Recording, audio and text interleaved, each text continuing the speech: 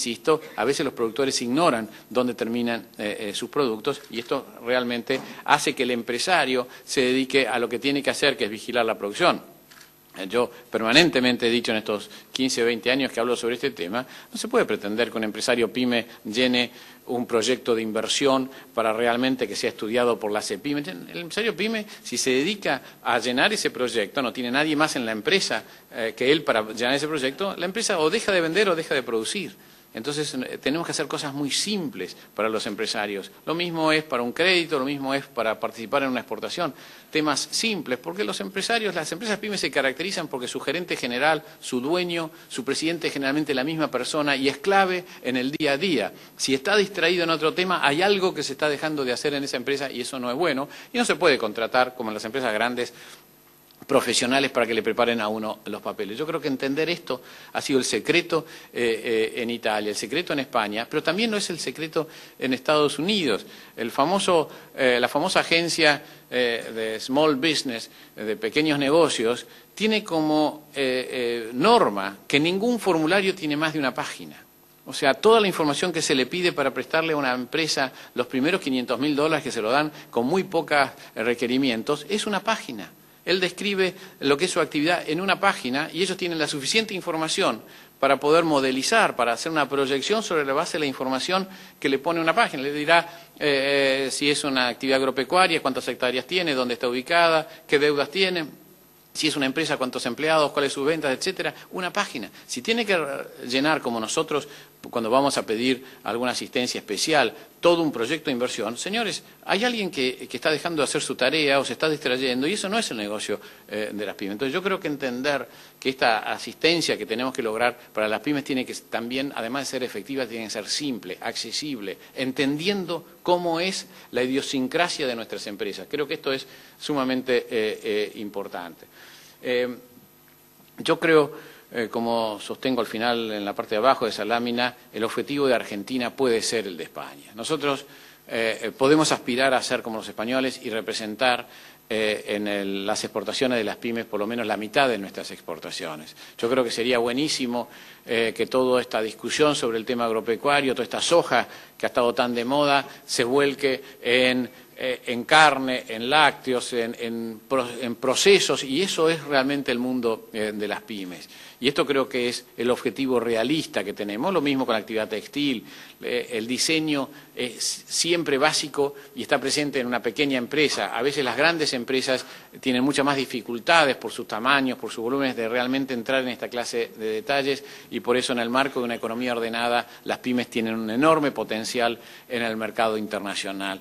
No es cierto eso que creíamos hace 10 o 15 años, el mercado internacional es para las grandes. Esto no ha sido la norma. Lo que pasa es que para tener acceso a los mercados internacionales hay que tener estabilidad macroeconómica, hay que tener cuentas fiscales en orden, lo voy a repetir varias veces durante la tarde de hoy, porque cuentas fiscales en orden, que parecería una abstracción. Mucha gente me dice, ¿a mí cómo me pega eso? Sí, te pega, porque las cuentas fiscales en orden son la base para tener un peso devaluado y una tasa de interés baja. Y si no tenemos un peso devaluado y una tasa de interés baja, no hay negocios que puedan prosperar por mucho tiempo. Creo que la clave de la exitosa política del 2005, que ahora está muy distorsionada, la clave de cómo pudo controlar la volatilidad tradicional de la economía argentina fue justamente sentar las bases en lo que se da en llamar los superávits mellizos, o sea, un fuerte superávit fiscal y un fuerte superávit externo. Eso fue la clave de por qué el tipo de cambio pudo estar genuinamente devaluado y la tasa de interés genuinamente baja, no como un producto de una acción del Banco Central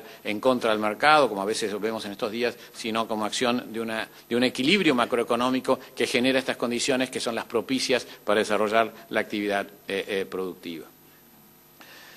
Hay un tema central que hoy venía en el auto escuchando las cosas que a veces hace el INADI, el Instituto en contra de la Discriminación, que está preocupado por una cantidad de temas, a mi gusto a veces se exagera. Yo creo que es muy importante la discriminación, pero se ha exagerado en una cantidad de aspectos y se ha distorsionado este verdadero sentido. Y yo digo acá que el mercado discrimina a las pymes. Las pymes son mal vistas por el mercado.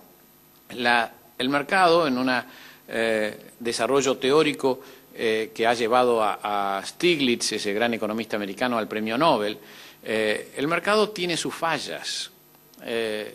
la economía no es tan perfecta como nos las describen en los libros de microeconomía.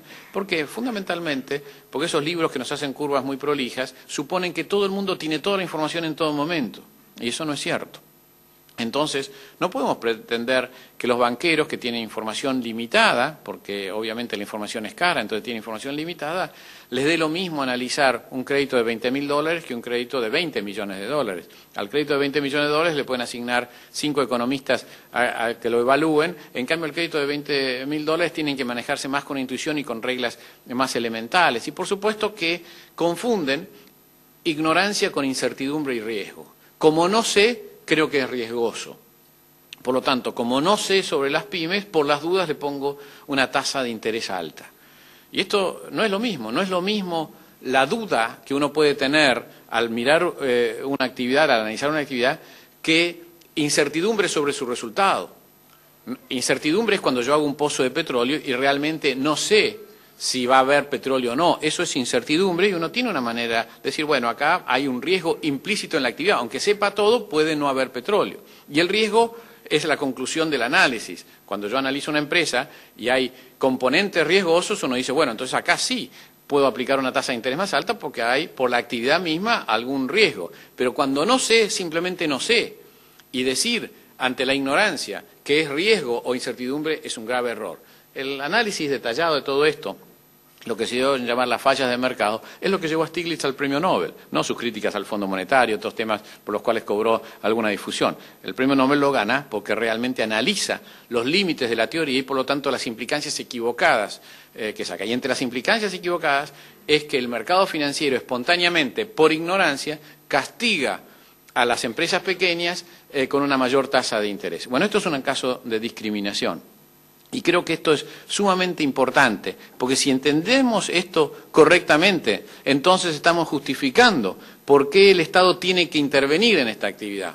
No tiene que intervenir, como decía al comienzo, porque son como los inundados, los afectados por una sequía, los desprotegidos o los pobres. No, tiene que intervenir para corregir lo que el mercado equivocadamente castiga a las pymes. Si el mercado financiero tuviera información perfecta sobre cada uno de nuestros negocios, por pequeño que fuera, nos estaría prestando a tasas de interés más bajas que a las empresas grandes, que a lo mejor a veces son más riesgosas. Yo contaba recién que allá por los años 90 yo era vicepresidente de la Bolsa de Comercio de Buenos Aires y se contrató a un instituto muy prestigioso, pero muy ortodoxo, se contrató un trabajo sobre el financiamiento de las pymes. Y el trabajo concluyó diciendo que las pymes tienen la tasa de interés que se merecen porque tienen una probabilidad de quebranto mayor que las empresas grandes. Entonces, que se justifica que en ese momento era que paguen el 30 y pico % en los 90, en lugar de tasas menores al 10 que pagaban las empresas grandes. Y esto lo digo porque tengo acá un libro que me han acercado, aún antes de considerar los costos adicionales a las tasas de interés que eran enormes. Yo me acuerdo que cuestioné el trabajo y pregunté hasta qué punto la causalidad no era la inversa, que las pymes quebraban porque tenían tasas de interés altas, y no es que tenían tasas de interés altas porque quebraban.